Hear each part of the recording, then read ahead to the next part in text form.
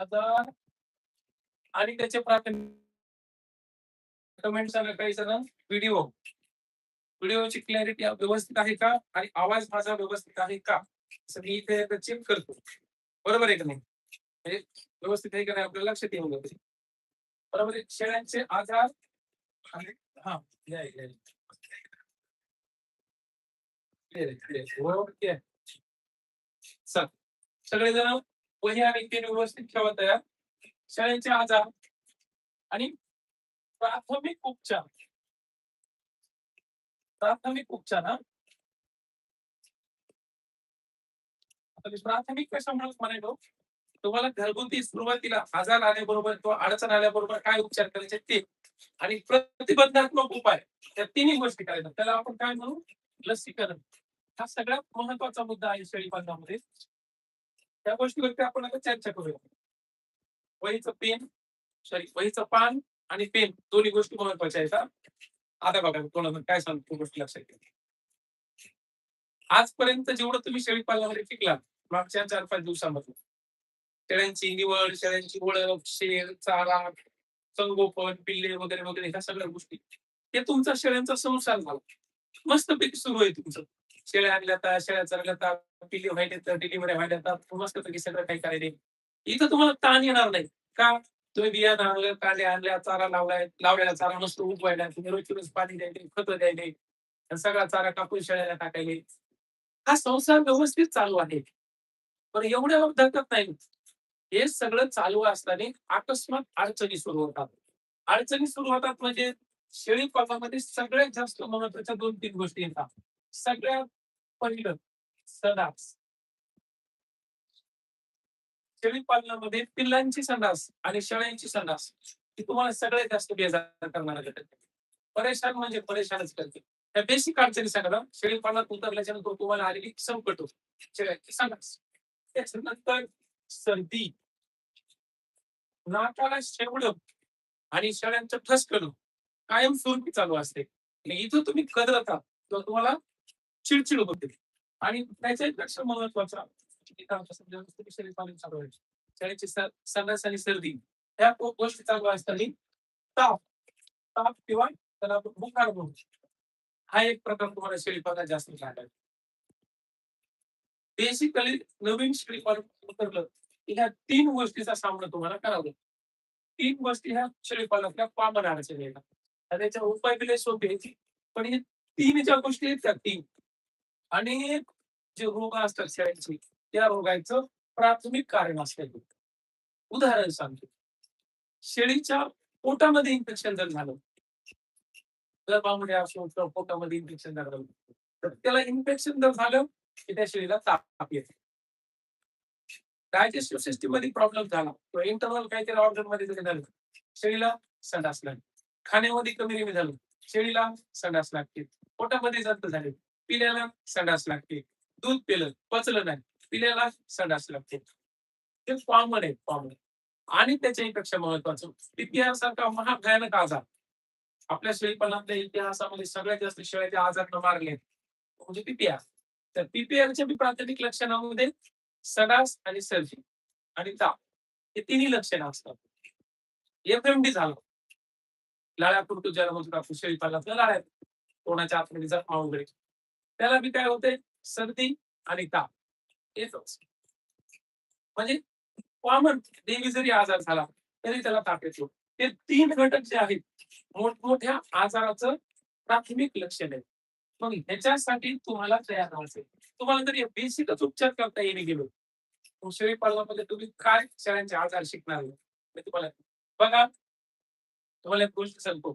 मनुष्य म्हणून जन्म घेतला अडचणी संकट आव्हानं आणि दुखणे या सगळ्या गोष्टी मनुष्याला असतात.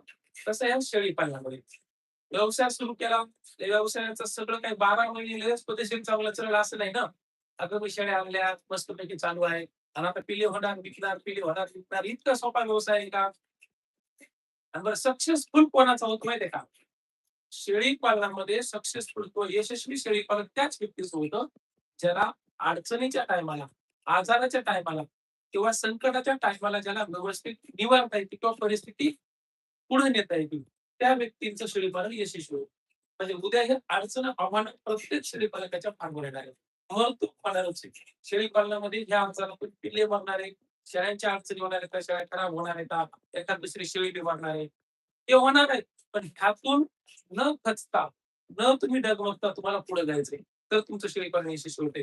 म्हणून शेळ्यांचे आजार आणि उपचार तुम्हाला करावे लागणार. हे ज्या माणसाला शेळी पालनात उतरायचं त्याने एक गोष्ट डोक्यात ठेवायची. माझ्याकडे 10 शेळ्यांची 20 पिल्ले होणार आहेत. बरोबर आहे. 20 पिल्ल्यांचे 4 पिल्ले म्हणजे मरणार आहेत. तुम्ही हे काय सर सांगेल तुम्ही असं वाटतं पण तरी गोष्ट शेळी पालनात माझ्याकडे 20 पिल्ले होणार आहेत आणि 20 मध्ये 4 मरणार आहेत असं गृहीत धरायचं. मरणार आहेत म्हणजे तुम्ही आता मरणाच्या दारात सोडून द्यायचे का? वाचवायचा प्रयत्न तर तुम्ही आम्ही पूर्ण करायचा. 4 मरणार आहेत असं आपल्या मनाला सांगून ठेवा. म्हणजे उद्या जर समजा शेळी पालनात अडचणी आल्या, प्रकृतीचं प्रमाण वाढलं, आजारामध्ये काही अडचणी आल्या नाही, तुम्हाला तेवढं चूक होणार नाही. बरोबर आहे का नाही? तुम्हाला त्या गोष्टीची जाणीव राहावी. काय मुद्दा आहे? निसर्गता, नैसर्गिकरित्या निसर्गता शेळ्यांमध्ये पैदास एवढ्या मोठ्या प्रमाणावर आहे. शेळ्यांची पैदास याच्यामध्ये मूलभूत निसर्गाने घातलेली आहे.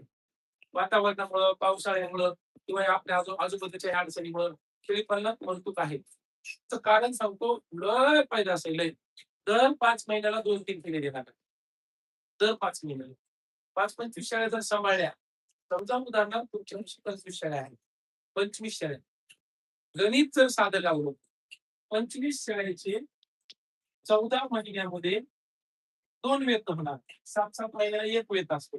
एका वेताला 2 पिल्ले. ठीक आहे. पहिल्या वेताला 25 शेळ्यांचे किती पिल्ले झाले? 50 पिल्ले. आणि दुसऱ्या वेताला किती पिल्ले झाले? हे 50 पिल्ले. बरोबर आहे?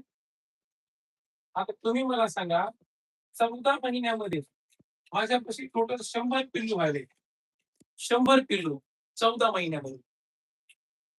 हा? झालेल्या 100 पिल्ल्यामध्ये 50 पाठी आहेत म्हणे. 50 काय झोपडे आणि 50 किती याच्यावर पाठी आहेत पाठर. मी तुम्हाला एवढं स्पष्टीकरण का द्यायला तुम्हाला कळायला पाहिजे. शेळी पालनामध्ये आजार आणि उपचार. आजार का येतात? त्याचं हे मुख्य कारण. आजार शेळ्यांना का येतात आणि त्याच्यामध्ये पिल्लांचे मृत्यू वगैरे का होतात? त्याचं कारण समजून घ्या. आता हे जवळपास माझे 50 बोकडे 50 पाठर आहेत. हे 50 पाठर आता ह्या माझ्या 25 शेळ्या आहेत. त्या शेळ्यांचा 14 महिन्याचा खेळ आहे हा. 14 महिन्यामध्ये माझ्यापाशी 100 पिल्ले झाले. आणि 14 महिन्याच्या नंतर पुढच्या 14 महिन्यात बघा आता पुढच्या 7 महिन्याचा कालखंड घेऊ. या 7 महिन्यामध्ये पहिल्या वेताच्या ज्या पाठी तर पहिल्या वेताच्या पाठी शेळी पालनामध्ये एक साधं गणित आहे. पाखरू म्हणजे मादी पिल्लू दुसऱ्या वेताला आज गेल्यानं पिल्लू दुसऱ्या वेताला जेव्हा शेळीचं दुसरं वेत सुरू होते माय आणि लेक संगच लागत हे तुम्हाला माहित असलं पाहिजे. लक्षात म्हणजे ज्याच्या 50 पाठी येतात त्या 50 पाठीमध्ये 25 पाठी दुसऱ्या वेताला त्या 25 माई संघच गाभा राहणार आहेत. गाभण जाणार आहेत त्या 25 माई सोबत. बघा 14 महिन्याच्या नंतरच्या जो 7व्या महिन्याचा गॅप आहे का त्या गॅप मध्ये त्या टायमाला तुमच्यापाशी येणार किती येत माहितीये का डिलिव्हरीसाठी त्या 25 आणि ह्या 50 75 शेळ्यांची डिलिव्हरी त्या पुढच्या 14 महिन्याच्या गॅपला होणार. 75 चे 2 150 पण त्या 21व्या महिन्याच्या टायमाला 150 पिल्ले. आता ज्या माणसाने समजा हे 50 बोकड विकून त्याच्या जागी जर पाठर विकत आणले आपल्याला विकायचं काहीच नाही. 50 बोकडे विकले त्याचा जागी पाठर आणले मग मग तर विषय भेटला हे 100 पहिले तिसऱ्या वेताचे 75 आणि मूळ पहिल्या 25 पाठी चौथ्या वेताला 200 गाभण राहणार इथं. चौथ्या लागवडीच्या टायमाला किती गाभण राहणार इथं 200 गाभण राहणार. 200 ची डिलिव्हरी झाल्याच्या नंतर 28व्या महिन्याच्या टायमाला बघा तुम्हाला आकडे मोड सांगा हे शेळी पालकांना गणित लक्षात ठेवायचं.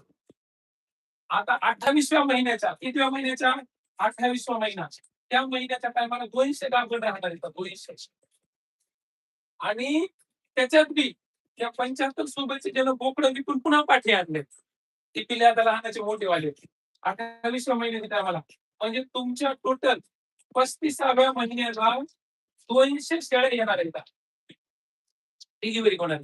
आता इथे किती पिल्ले होणार तर दोन दोनच झाले होते आपण 35व्या महिन्याला 400 पिल्ले तुमच्यापाशी होणार आहेत आणि 42व्या महिन्याच्या टायमाला जर समजा ते बोकडं इकून तुम्ही जर समजा पाठी आणल्या तर कमीत कमी 800 शेळ्या तुमच्या गावात जाणार आहेत. ते झाले आकडे मोड शेळी पालनातले. 42व्या महिन्यामध्ये किती झाला 12-3-36 3.5 वर्षाचा कालखंड 3.5 ते 4 वर्षामध्ये त्या 25 शेळ्यापासून तुम्ही सुरुवात केलेली जर असतील 3.5 ते 4 वर्षाला जवळपास तुमच्यापाशी 800 पिल्लांचं धन होते आणि हे पहिले मूळ त्यांच्या माईत म्हैस म्हणजे 1000 शेळ्या व्हायला वेळ लागला 3.5 ते 4 वर्ष ते गणित आहे शेळी पालनात आपण 2 पिल्ल्याचा हिशोब धरलाय पण हे एवढं जर चक्र फिरलं ते एवढं जर चक्र फिरलं शेळी पालनातलं पृथ्वी तलावर मुंग्या कमी आणि 50 वर्षाच्या नंतर शेपुड्या एवढे जास्त होतील शेळी पालनामध्ये. पृथ्वी तलावरती जर समजा हे असं चक्र 50-100 वर्ष जर चाललं किती मुंग्या कमी शेळ्या जास्त होतील शेळ्या. मग निसर्गाचा हा बॅलन्स राखण्यासाठी कटिंग मार्केटमध्ये बोकडांची विक्री होते बोकडं कमी पडतात म्हणून काय लोक पाठळ विकतात आणि हे झालं विक्रीसाठी किंवा कटिंगसाठी मटणासाठी झालं. संगोपनामध्ये सुद्धा पिल्लांची मृत्यू किंवा आजार त्याच्यामध्ये येतात आणि याच्यामध्ये काय होतं सगळे पिल्ले वाचत ज्या माणसाला शेळी पालनामध्ये ज्ञान मिळालं ज्या माणसाला शेळी पालनाची माहिती झाली ज्या माणसाला शेळी पालन समजलं त्या माणसापाशी पिल्ले मरत नाहीत क्वचित 2-4 पिल्ले मरतील पण बाकीचे सगळे तुम्हाला सुंदर पद्धतीने संगोपन करता येईल. म्हणून मी काय म्हणलं 20 शेळ्या 20 पिल्ले जर माझ्यापाशी झाली 20 तर ते 4 मरणार आहेत आणि 16च महिने शिल्लक आहेत मला 16च पिल्ले पद्धतशीरपणे विकायचे मार्केटमध्ये. हे गणित जरी तुम्ही डोक्यामध्ये ठेवलं तरी तुम्ही शेळी पालनामध्ये सक्सेसफुल आहात. म्हणून त्या शेळ्यांची पैदास इतकी जास्त असल्यामुळं तुमच्या शेळ्यांना निसर्गतः आजार आहे. निसर्गतः ही गोष्ट तुमच्या लक्षात असेल. हे आकडेमोड करून तुम्हाला सांगायचं मुद्दा हे काय तुम्हाला शेळी पालनाचं गणित लक्षात आलं पाहिजे.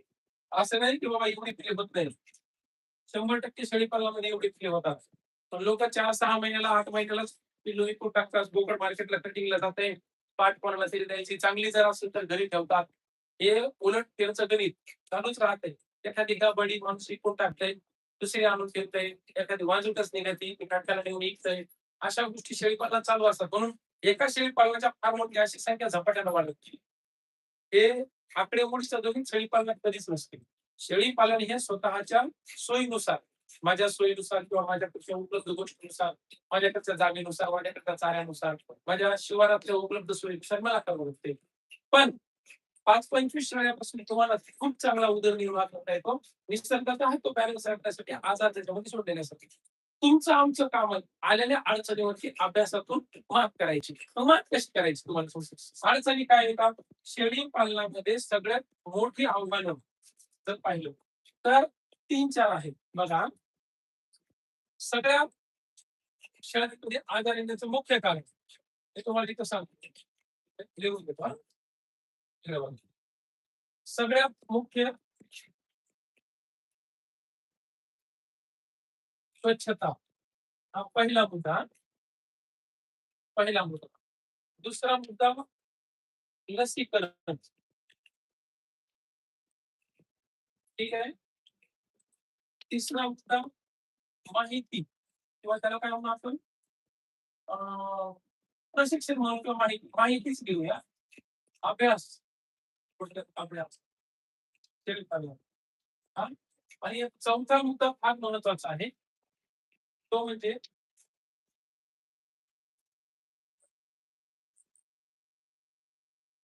जागरूकता.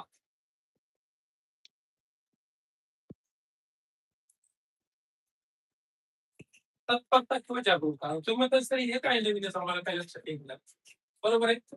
इथं कंसामध्ये घेतो त्याच्या खाली लगेच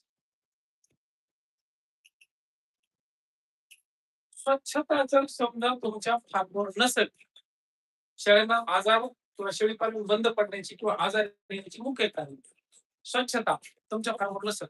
टायमाच्या टायमाला तुम्ही झाडू काढला नाही, टायमाला तुम्ही पद्धतशीरपणे तिथे निर्जंतुकीकरण केलं नाही, टायमाला तुम्हाला जर समजा फार्म नीटनेटका करता आला नाही, 100% तुमच्या फार्मवरती आजार येणार. हे आजार येण्याचं मुख्य कारण आहे. आजार जर टाळायचे असतील, ते आजार येण्याला टाळायचे असतील, तर फार्म स्वच्छता असला पाहिजे. लसीकरण तुमच्या फार्मवर शेळ्या आजारी पडण्याचं मुख्य कारण एक 7 महाभयानक रोग आहेत. 7 रोग आहेत शेळी पालनामध्ये. त्याला आपण 7 भयानक आजार म्हणू. त्या 7 आजाराच्या फक्त 5 लसी आहेत. लसी, इंजेक्शन आहेत 5. म्हणजे कोरोनाची लस सगळ्याला माहिती ना. त्या कोरोनाच्या लसीसारख्या 7 आहेत, 5 लसी आहेत.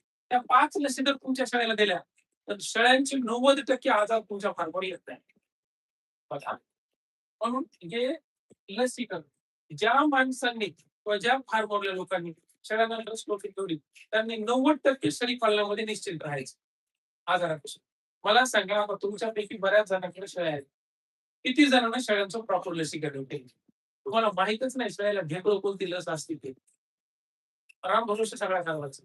काही घेणं नाही. डॉक्टर सांगू सांगू थकले, माझ्या बेबीचे दोर ताणले, तुम्ही काय आजपर्यंत लसीकरण केलं? का केलंय मला अजून मिळालं नाही. महाग आहे का? नाही. 5 नाही तर ₹7 एका लसीचा खर्च येतो. एका शेळीला 5 ला 500 लसी जर द्यायची म्हणलं तर ₹100-150 खर्च. काऊन करण्यात झाला माहित नाही. त्याच्यावर मला श्वास घालता होते. तुम्ही करीतच नाही. किती सांगा. काही मोजक्या लोकांनी केले असतील फक्त.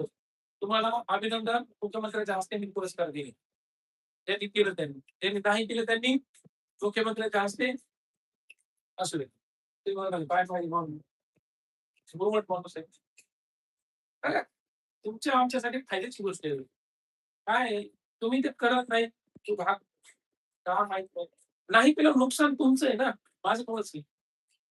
म्हणून लसीकरण. अभ्यास, अभ्यास करायचा. 1ली, 2री, 3री, 4थी, 5वी मॅट्रिकचा अभ्यास, 12वीचा बोर्डाचा अभ्यास. ते करायचं का आपल्याला? इतिहास वाचायचा, भूगोल, विज्ञान वाचायचंय का? माझ्या शेपुडीला काहीतरी व्हालंय. आमच्या शरीराला काहीतरी व्हालंय. आणि मग काय व्हालंय? ते जाऊन पाहायचं. आणि झाल्याच्यावर काहीतरी करायचं. एवढा जरी अभ्यास झाला तुमचा, नाही तर सगळ्यात सोपं. आणि बाई शेळी आहे, ती रोज चारा पाणी करते. आज चारा खाईना झाली. हिला काहीतरी झालंय. एवढा जरी तुमच्या शेळीपालनाचा अभ्यास झाला, एवढं जरी, तरी तुम्ही शेळीपालनात सक्सेसफुल आहे. हां, काहीतरी व्हालंय ना, tick, tick, tick, tick, tick. Phone लावला लागला, हळू. पाहिजे शेळीला काहीतरी झालंय. चारा खाईना झाली. उभी आहे एका जागेवर. एवढं जरी कळालं तुम्हाला शेळीपालनात, एवढा अभ्यास तुमच्या शेळीपालनासाठी पुरेसा आहे. मग तुम्हाला गोळ्यांची नावं, औषधांची नावं, लसीची नावं पाठ करायची गरज आहे का? काही घेणं नाही. तुम्ही अडाणी असू द्या, नाहीतर तुम्ही 4थी पास असू द्या, नाहीतर तुम्ही पी-एच-डी केलेली असू द्या. तुमच्या शैक्षणिक अभ्यासाला इथं काही घेणं-देणं नाही. तुम्हाला कोणता अभ्यास असला पाहिजे शेळ्यांचा? मग ह्या शेळीला काहीतरी व्हालंय, एवढं म्हणाला तरी बस झालं. नाहीतर तुमची शेळी मरायला जरी टेकली, तरी तुम्हाला ढेकळं कळचनं झालंय, तुमच्या शेळीला काहीतरी व्हालंय म्हणून. तुम्ही म्हणता माझी बसली तिला नादच आहे बसायचा. अरे मरायला टेकली ना ती शेळी, तर तुम्हाला तिला नादच आहे बसायचा. तर तुमचा शेळी पालनाचा अभ्यास काहीतरी व्हायला एवढं कळालं तरी पुरेसं. मग त्याच्यानंतर जाणकार व्यक्ती तुमचा डॉक्टर किंवा आजूबाजूचा एखादा कंपाऊंडर डॉक्टर विचारता येईल. शेळ्यांचा अभ्यास, हां, तुम्हाला गोळ्यांची नावं माहिती आहे, तुम्हाला आजाराची नावं माहिती आहेत, तुम्हाला लसींची नावं माहिती आहेत. खूप चांगली गोष्ट आहे. जितका जास्त तितका चांगला. तुम्ही जर समजा ऑक्सिकॅट्रासायक्लिन किंवा स्टेक्लिन, बेलोनेक्स, बेलोक्सिटाम, पॅरासिटामोल या सगळ्या गोष्टी तुम्ही एक्झापार, इनोलॉन या सगळ्या गोष्टी जर तुम्हाला नाव माहिती असतील, गुड, व्हेरी गुड, अतिउत्तम. तुम्ही चांगल्या स्टेजवर आहात. पण किमान तुमचा अभ्यास किती असावा? कमीत कमी माझ्या शिलेला काहीतरी झालंय. एवढा अभ्यास. बस. त्याच्या पुढचं मी बघून घेऊ. तुम्हाला सांगतो काय ते. आणि जागरूकता. जागरूकता म्हणजे काय? डोळे उघडे ठेवून बघायचं ना, जागरूक. सरांनी सांगितलं जागरूक, जागरूक राहा, जागरूक. जागरूक, जागरूक, जागरूक, जागरूक. हे असेल जागरूकता. जागरूकता म्हणजे तत्पर राहायचं. आज अडचण दिसली ना, आजच सोडवायची. उदाहरण जागरूक शेळी पालक असला पाहिजे. जागरूक राहिलं तुमच्याकडे अडचण येणार नाही, आजार येणार नाही. तुम्ही जर समजा मरेल, शिळपट, आळशी, गैबाने कसं म्हणताय हेनरे असे जर राहिले, मग तुमचं काय खरं? मरेल, आळशी, बेजबाबदार, शिळपट म्हणजे जाऊ दे ना, मला कंटाळा आलाय. या वासुदेव झाला म्हणतो तसा लेखापर्यंत. तुमच्या समोर पिल्याला सांडाच लागले. पिल्लू तुमच्या पळून गेले. आता त्याला तुम्हाला दिसायला त्याच्या शेपटाचं ढुंगण भरलेले पिवळे सडासनं. आणि तुम्हाला ते दिसल्याच्या नंतर तुम्ही काय म्हटले? जा बघू काय नाही एवढं त्याला सांच्या पडच्याला. झाला तुमचा कार्यक्रम. तुमचा कार्यक्रमच झाला. संध्याकाळी पिल्लू पटकन बसत आहे. उद्या सकाळी पिल्लू डायरेक्ट जागेवर हालत नाही. परवा दिवशी सकाळी पिल्लू वड्याच्या वर येऊन फेकून द्यावं लागते. मेलं पिल्लू गेलं. 8-10 हजाराची जागेवर टिंगरी बसली तुम्हाला. जागरूक शेळी पालक. पिलाच्या शेपटाला चिकट सडास लागलेली दिसायली तरी बी बुवा काही केलं. पण आता इथं तुम्हाला उपचारच माहिती असावा असं नाही. शेपटाला सडास लागली ना, तुम्ही आघाडी तुम्हाला नाव पाठवेल. काय करावं ते माहित नाही. काहीच नाही. टुक टुक टुक टुक टुक टुक टुक टुक टुक टुक टुक टुक फोन लावायचा. हॅलो भाऊ, ते तुमच्याकडचे डॉक्टर आहे त्याने उठले की मला फोन असताना चिलर गोष्ट आहे. तुमच्याकडच्या डॉक्टर हॅलो भाऊ, पिलू आहे महिन्याभराचं आणि त्याच्या शेपटात पिवळी संडास केलेली दिसेल. काय करू? एक काम करा ना, मेडिकलवर जा. एक जीपला ग्रॅक वॉटर आणा. ती ग्रॅक वॉटर सकाळी 2 चमचे, संध्याकाळी 2 चमचे. त्याला पाजवतो 2-3 वेळेस. होते टाकाटाक. त्याला पोटात गेलेलं दूध पचत नाहीये म्हणून त्याला संडास लागली. ग्रॅक वॉटर पाजव, होते मोकळं. हॅलो भाऊ, तिलाच्या नाकाला शेवडले आलाय हो, त्याला श्वास घ्यायला त्रास व्हायलाय. ठीक आहे ना, मेडिकलवर जा. काय करा, एक इन्ड्रोजनची बॉटल घ्या, इन्ड्रोफ्लोक्सिसिनची, आणि ते 2 ml किंवा 1 ml वजनानुसार त्याच्या पाजून टाका आणि थोडंसं नाकाला निलगिरीचं तेल किंवा झेंडूबाम लावा आणि नाकाचे शेंबूड पुसून घ्या. झालं पिलूसाने काही टाकाटक. आणि नाकाला फक्त शेंबूड आलाय, वेगळं झालंय, तुम्ही त्याला पुसणं झाले, तुम्ही त्याला बघणं झाले, त्याला औषध नाही पाजलं, दुसऱ्या दिवशी पिलू बसत आहे, चौथ्या दिवशी निमोनिया, 5व्या दिवशी पिलू वड्याच्या वरी फेकून गेलं. गेलं जागरूक. मगाशी काय म्हणलं? एक गुणधर्म तुमच्या आजूबाजूला घडलेला नाही. कोणता? बरे कपाळावर 8 घ्या, तोंडावर 12 वाजलेले. मला ते शब्द तुमच्या नाही वाटत, एवढंच वाटायचे. आळशी, बेजबाबदार, हे जर शब्द तुम्ही तुमच्या फार्मवर ठेवले, ते महत्वाचे विषय जर ठेवले, तुमचा वाशीदेव झाला म्हणून समजा. हे आजार तुमच्या फार्मवरती, कारण आजारांना, विषाणूला, रोगराईला हे शब्द लय आवडतात. आळशी, बेजबाबदार, बरेल, कंटाळा करणारा, कंटाळवाणा, त्या व्यक्तीला आवडतात. आणि मग त्या व्यक्तीमुळे तुमच्या फार्मवरती आजार येतात. आणि आजार आल्यावर काय होतं तुम्हाला माहिती आहे. वासुदेव होते. कार्यक्रम भोपळा, टांगा पलटी, घोडे फरार, भांगारवाला बनवायचा आणि सगळं इकून टाकायचं. ही वस्तुस्थिती आहे. तुम्हाला वाटत असेल हे असं का बोलायला, ते जर जास्तच बोलायला, जास्त याच्यामुळे बोलायलो, महाराष्ट्रामध्ये हजारो शेळी पालक सुखानं संसार करायला. त्यांचे शेळी पालनाचे फार्म खूप सुंदर चांगल्या रीतीने चालू आहे. आणि हजारो शेळी पालक, लाखो शेळी पालक, नवीन नवीन शेळी पालक उतरले, अशा अडचणी आल्या, टांगा पलटी, घोडे फरार, पसारा आवरून घरी निवांत बसले. कारण ह्या गोष्टीच्या अभावामध्ये त्या जागरूकता, अभ्यास, लसीकरण आणि स्वच्छता या गोष्टी जर केल्या नाही, तुमचा कार्यक्रम पक्क्यात आहे, पक्क्यात. म्हणून हे सगळं तुम्हाला आठवणीने आवडलं. मग आता मुद्दा येतो, आपल्या फार्मवर आजार येण्याची ही मुख्य कारणे. तर आजार नेमके आता तुम्हाला सांगतो काय होते, हे तुम्हाला कळायला पाहिजे. हे जर कळालं तर बाकीच्या सगळ्या गोष्टी येतात. बाकीच्या सगळ्या गोष्टींमध्ये महत्वाचा विषय आहे, सहसा आपल्या शरीराला आजार कोणते होतात आणि होणाऱ्या आजारात महत्वाचे कोणते आहेत. महत्वाच्या महत्वाचे आता बघा इकडे, महत्वाच्या मध्ये कोण जर म्हणलं लसीकरणामध्ये, तर आता इथं बघा, बघा लसीकरणामध्ये, इथे बघा, बघा इकडे बघा, बघितलं का?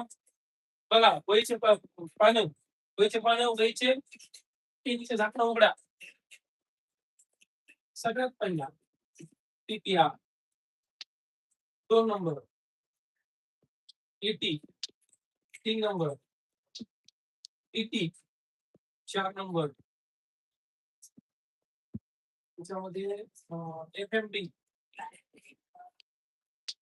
5 number, HS H S 6 number, DQ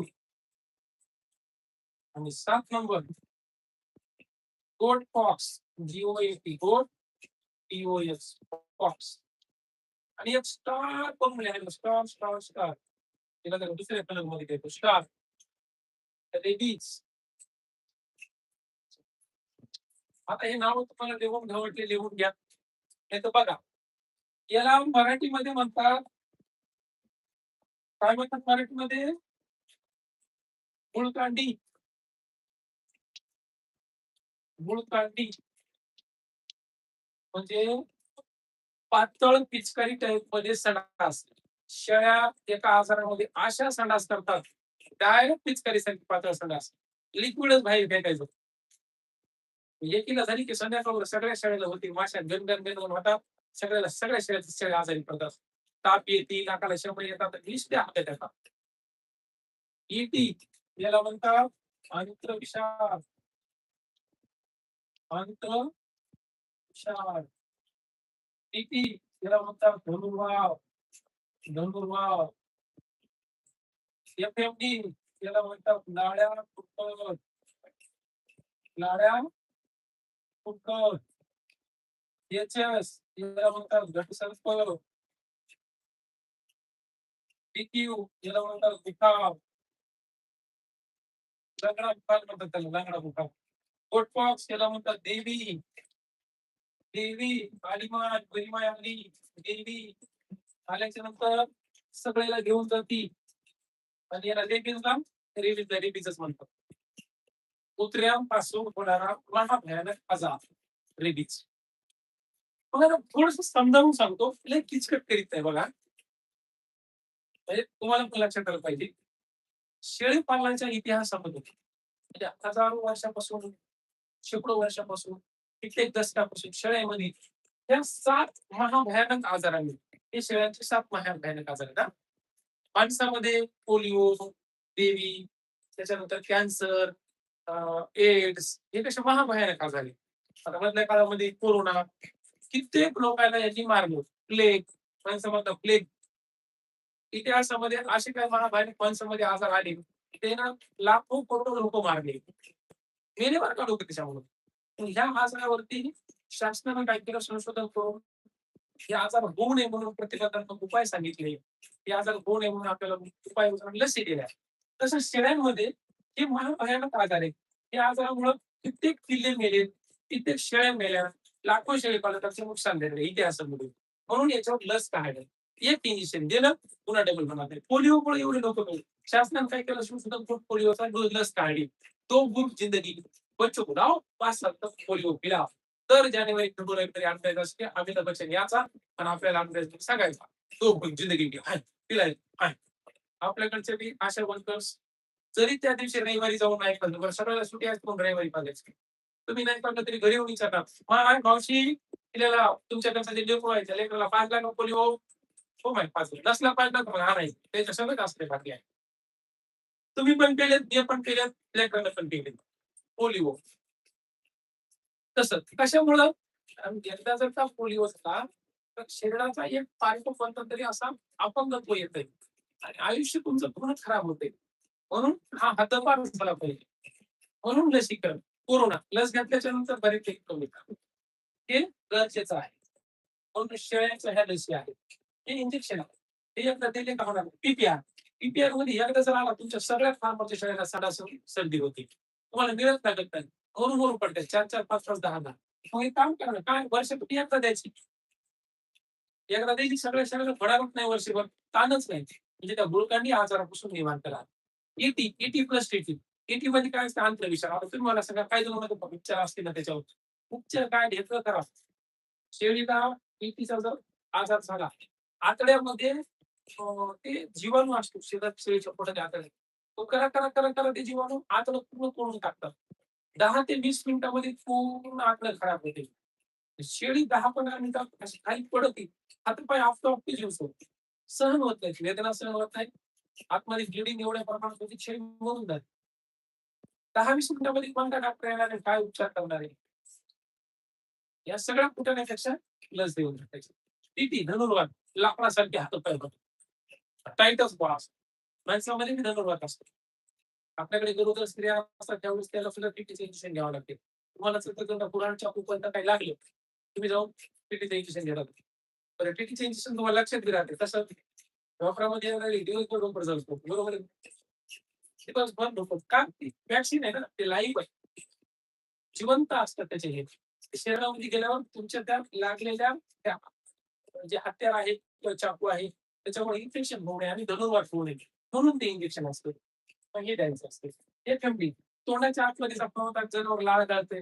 मोठ्या जनावर किती असेल बघा बैलामध्ये गाईमध्ये. हे होऊ नये. एकदा जर का हे इंजेक्शन दिलं तर होत नाही. पण इंजेक्शन किती द्यायचे? ह्या पीपीआरचं एक द्यायचं वर्षातून एकदा. याचा चार्ट आहे माझ्याकडे. तो चार्ट मी तुम्हाला टाकून देतो बरं का. थोड्या वेळानं माझा उपचार असतो. त्या टीटी आणि टीटी दोन्हीचं मिळून एकच द्यायचं. हे दुसरं इंजेक्शन. एकाच बाटलीमध्ये 2,000ची लस असते. आता हे 3 आहे. त्या तिन्हीचं मिळून एकच असते. FMD HSV2. हे तिसरं. गोटपॉक्सचं चौथं. 4च इंजेक्शन तुम्हाला द्यायचे वर्षभरावर. 2 पावसाळ्याच्या आधी द्या आणि 2 तुम्ही नंतर द्या. बरोबर आहे का? हे लसीकरण करून द्यायचं. हे लसीकरण फार महत्वाचं आहे. पाहिजे कोणी लस दिल्यावर गाठ येते, लस दिल्यावर तापच येते, असंच होतंय, तसंच होतंय. कोरोनाची लस घेतल्यावर तुम्हाला बी ताप आला होता. लसीचं कामच आहे शरीरामध्ये ऍक्टिव्ह करणे किंवा अँटीबॉडीज तयार करणे. मग ताप थोडा येऊ शकतो. म्हणून गाभण शेळीला नका देऊ. फक्त ही ET आणि TTचीच गाभणला चलत. बाकीच्या कोणत्याही गाभणला चलत नाही. नाहीतर डिलिव्हरीला जवळ आली आणि दिली PPR. ताप आली, बसली शेळी गाभण. तसं करू नका. गाभण शेळीला चालते का नाही बघा. डॉक्टरच्या हाताने द्या. नाहीतर सर्व लस द्यायला सांगितली गेली मेडिकलवर आणली लस दिली हातानेच कसं कसं टोचून. तसं बी जमत नाही. लसीकरणाचे एक चार्ट आहेत प्रॉपर. लस देताना जनावर निरोगी असलं पाहिजे. आजारी जनावर लस देत नसते. आजार होऊ नये म्हणून द्यायची. आजार झाल्यावर द्यायची नाही. होऊ नये म्हणून लस देताना 4 महिन्याच्या पुढच्या पिल्ल्याला द्यायची. नाही जन्मलेलं पिल्लू आहे शेळीचं 8 दिवसाचं आणि त्या सरनं सांगितलं त्याला बी लस जमत नाही. 4 महिन्याच्या पुढची पिल्ले आणि ती बी लस आणताना थंड बर्फामध्ये आणावं लागते. फ्रीजच्या दर्जात ठेवावं लागते. डॉक्टरच्या हाताने द्यावं लागते. लसीकरणाची भलती काळजी आहे. भर दुपारची पाणी पुन्हा द्यायला जमत नाही. आज एक लस दिली समजा आता PPRची. 21 दिवसाच्या नंतर दुसरी द्यावं लागते. 21 दिवसाच्या नंतर. लगेच तुम्हाला टोचवायला जमत नाही. लसीचा पिरियड असतो 21 दिवसाचा. त्याच्यानंतर दुसरी लस द्यावी लागते. अशा अनेक गोष्टी त्या काळजीपूर्वक तुम्हाला द्यावं लागतं. नाहीतर काय किती येतात? 4 येतात. आणा 4 एकदाच आणि द्या एका सोयीने 4. नाहीतर मग काम सकाळी 1 देऊ, दुपारी 1 देऊ, उद्या सकाळी 1 देऊ. जमत नाही. नाहीतर रोज 1 देऊ. जमत नाही. 21 दिवसाच्या अंतराने द्यावं लागतं. बरोबर आहे? हे लसीकरण. हे जर एकदा केलं 90% सगळ्यांचे आजार तुमचे कमी झाले म्हणून सांगतो. बाकी अभ्यास कोणत्या गोष्टीचा करायचा आहे? बघा, स्वच्छता जर तुम्ही ठेवली नाही, तर सगळ्यात महत्वाचं पोचीड, पिसवा,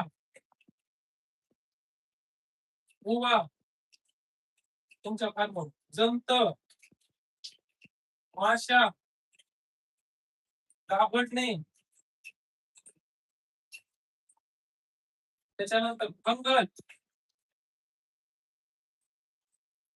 जखमा, केस गळणे, अशा अडचणी येऊ शकतात.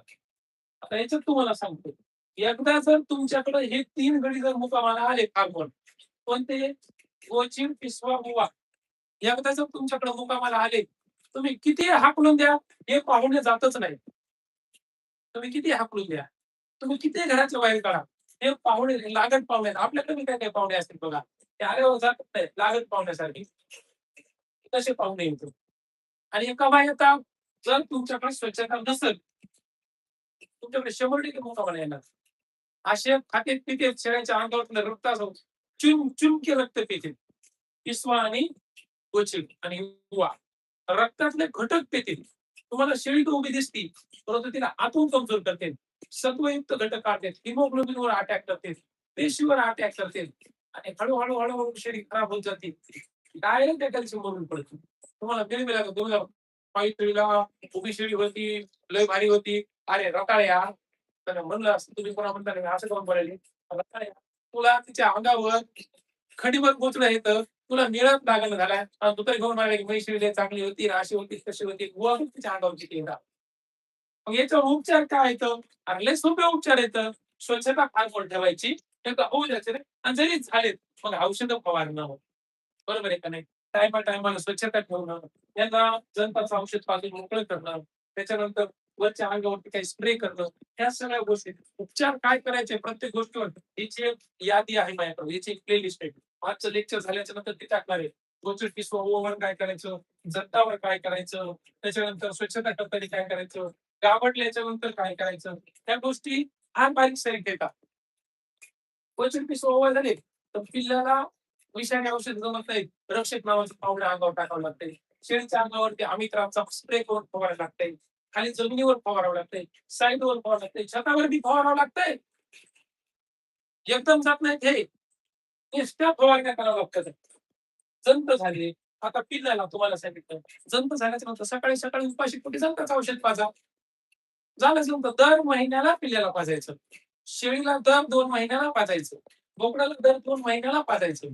जंताचं औषध सकाळी सकाळी उपाशी पोटी जर पाजलं, तर तुम्हाला पुन्हा डबल पोटामध्ये काय होतं, तुमच्या शेळीच्या पोटामध्ये जंत आतमध्ये पोटात बसलेली आहे. शेळीनं खाल्लेला चारा कोण खाल्ले? जंतच खाऊन गेले. शेळीच्या अंगीच लागणं झालंय. म्हणून जंत मेले पाहिजे पोटातले. त्यासाठी औषध पाजायचं. कोणतं औषध पाजायचं, किती पाजायचं याच्यावर डिटेल्स सविस्तर एक प्लेलिस्ट आहे. मी ती टाकायलो. तुम्हाला बघावंच लागणार आहे. बघितल्याशिवाय जमणार नाही. दंताचं औषध कसं काम करतं ते काय. त्याच्यानंतर माश्या जर होत असतील तर फिनाईल फवारायचं, पोटॅशियमचं पाणी फवारायचं. शेळी गाभडली, शेळी गाभडल्यावर त्या भागात स्वच्छता करायची. शेळीचं मागचं ढोंगणाचा भाग तिथला जो भाग आहे तो पुसून घ्यायचा, धुवून घ्यायचा कोमट पाण्यानं. शेळीला इनोव्हरन किंवा एक्झाम्पलसाठी औषध पाडायचे म्हणजे ते जी काही घाण पोटामध्ये शिल्लक असेल ते सगळे निघून जातील. हे सगळं तुम्हाला करावं लागणार आहे. आणि त्याच्यानंतर फंगस झालं तर त्याला किस्किन नावाचा मलम लावा. पोटॅशियमच्या पाण्यानं धुवून घ्या. जखम झाली पोटॅशियमच्या पाण्याने धुवून घ्या. जखम येऊ घ्या. आयोडीन टाका त्याच्यावर. आयोडीन टाकल्यावर मलम लावा शिपलाडीचा. या सगळ्या गोष्टी तुम्हाला कराव्या लागणार आहेत. आणि हे कधी होत आहे? जर स्वच्छता नसेल तर. टायमाला जर स्वच्छता केली ना, त्या अडचणीच येत नाही. हो म्हणलं काय? आल्याच्या नंतर पुन्हा बेजार होऊन, खर्च करून, शेळी खराब करून, तुमची कटळूस बेजारी करून हे सगळं करण्यापेक्षा होऊच देऊ नका ना दादा. येऊच देऊ नका. काय मरायला गोचडून पिसवा येऊ द्यायच्या का आपल्या फार्मवर? काय येऊ द्यायच्या? आल्याच्या नंतर भलतं बेजारी होती ना. शेळी खराब होती, पैशाचा खराबा, वेळेचा खराबा, तुमची बेजारी, मही बेजारी, सगळ्याची बेजारी, डॉक्टरच्या बेजारी, मेडिकल वाले त्याच्यापेक्षा येऊच द्यायचं. स्वच्छता ठेवायच्या. स्वच्छता ठेवण्यासाठी तर रोज झाडून काढणे, दुपारच्या पाण्यात पाणी मारणे, आठवड्यातून 2दा एकदा फिनाईलला फवारा स्प्रे करून घ्या किंवा पाणी मारा फिनाईलचं आणि एकदा पोटॅशियमचं पाणी मारा. जंतू मरून जातात. काही होत नाही. लसीकरण. लसीकरण करायचं सांगितलं. आता अभ्यास. अभ्यास, अभ्यास केलं. अभ्यास करून अभ्यास. तुम्ही मला म्हणताल, रताळ्या तुला अक्कल नाही का? आम्ही जर शाळेमध्ये नीट अभ्यास केला असता, तर तू ह्या शेपुड्या खायला सांभाळायची आमच्या पर्यायी असते. तू आता पुन्हा डबल आम्हाला अभ्यास करायला लावणार का? आम्ही शाळेतच अभ्यास केला नाही. आणि तू पुन्हा इथं अभ्यास करायला लावणार. तुला काय काम धंदा आहे का? दोघं बस पडतात. बघा, अभ्यास म्हणजे का आपल्याला इतिहास, भूगोल, नागरिकशास्त्र वाचायचे का?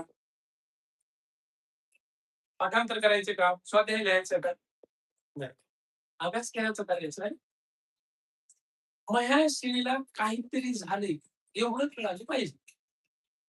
काय झालंय? मग तेवढं जर तुम्हाला इच्छा असेल तर मी सांगतो. शेळी आजारी पडलेली मला कळाली पाहिजे. मग आजारी शेळी पडल्याचं पहिलं लक्षण. शेळी दररोजच्या सारखी हालचाल करीत नाही. एका जागेवर उभा राहते, मान खाली टाकते, शेपूट खाली टाकते, केस उभा राहतात. इथं तुम्हाला हे कळालं शेळीला काहीतरी झालंय. मग नवीन लोकांनी हे काहीतरी झाल्यावर तापमापी घ्यायची, शेळीची शेपूटवरी करायची, जिथून शेळी गेल्या हालते ढोंगणामध्ये तापमापी घालायची, एका साईडला थोडीशी दाबायची, ताप चेक करायची. ताप चेक केली समजा 100 103 इथं फॅरेनहाइट असणार, डिग्री सेल्सिअस नाही. 103 फॅरेनहाइटच्या पुढे जर ताप असेल तर तुमच्या शरीराला ताप आहे. 103च्या पुढे, 103च्या खाली असेल तर काही ताप नाही. आणि 98 पेक्षा जर खाली असेल, कमी येत असेल 98 पेक्षा, तर शेळीला लो टेम्परेचर, म्हणजे शेळी लो टेम्परेचर मध्ये चालेल. या दोन्हीवरती जे उपचार, तुम्हाला डोकं लावायची गरजच नाही. तुम्हाला सरळ सरळ तुम्ही आता बघा, शेळ्या सांभाळण्यातनं तुमच्या जवळपासच्या डॉक्टरचे मोबाईल नंबर तुमच्या फोनमध्ये असले पाहिजे. सरकारी दवाखान्याचा डॉक्टर, सरकारी दवाखान्याचा कंपाऊंडर, खाजगी 2-3 कंपाऊंडर किंवा डॉक्टर, VLSS चे डॉक्टर किंवा मग डिग्रीवाले, त्यांचे नंबर असले पाहिजे. तुमच्या फार्मवर त्यांना बोलवलं पाहिजे. आणि अडचणी तुमच्या फार्मचं सगळ्यात महत्वाचं स्वरूप ते करणार आहे. मी येऊन तुमच्या शाळेत करणार आहे का? नाही, मी हे लांब. मला लोकांना जागरूक करायचंय. उपचार लोकलचे समोर शेळी पाहून डॉक्टर उपचार करत असतात. मी इथून करणार आहे का? कंडिशन काय आहे ती बघावं लागते. म्हणून काहीतरी झालंय एवढं जरी मला कळालं, डॉक्टरला बोलवा आणि प्रॉपर ट्रीटमेंट करा. 4-6 महिने, वर्ष, 2 वर्ष शेळी पालनामध्ये तुम्ही राहिला, तुम्हाला सगळे उपचार करतात, कळतात. टेम्परेचर आल्याच्या नंतर बेलोनेक्स पॅरासिटामॉल, बेलोक्सिकाम पॅरासिटामॉल कसं वापरायचं, अँटीबायोटिक कोणतं द्यायचं, मल्टीव्हिटॅमिन कोणतं ते काम करतात, एनर्जेटिक कोणतं असतं, या सगळ्या गोष्टी तुम्हाला कळतात. आजारी पडलेली जनावर तुम्हाला कळायला पाहिजे आणि त्यांना बोलायचं.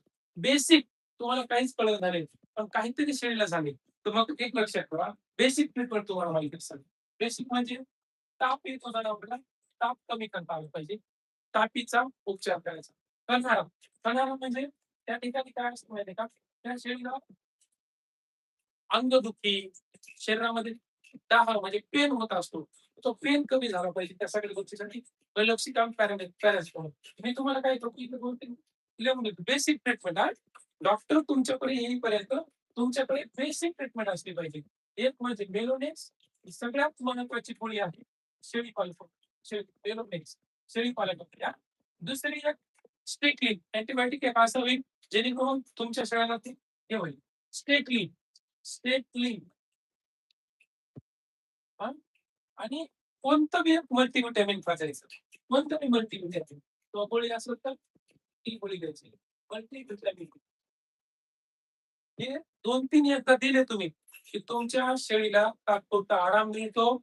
आणि याच्यावरती बेसिक संडास जर असेल, सल्फाची गोळी पाजा किंवा सिप्रोक्सिजनची गोळी पाजा.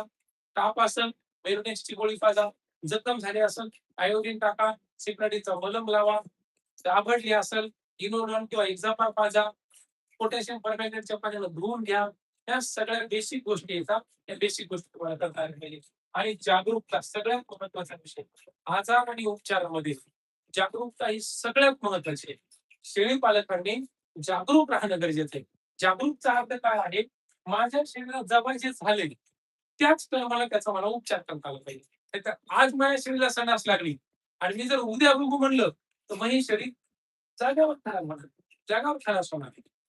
सणासमध्ये काय होते? शरीरातलं रक्तातलं पाण्याचं प्रमाण कमी होते. शेळी डिहायड्रेट होती. अशा टायमाला तुम्हाला त्या शेळीला रिहायड्रेट करावं लागते. परत संडास थांबण्यासाठी तुम्ही गोळी देणं गरजेचं आहे. तुम्ही या गोष्टीकडे लक्ष दिलं नाही, जनावर तुमचं जागेवर भेटतो.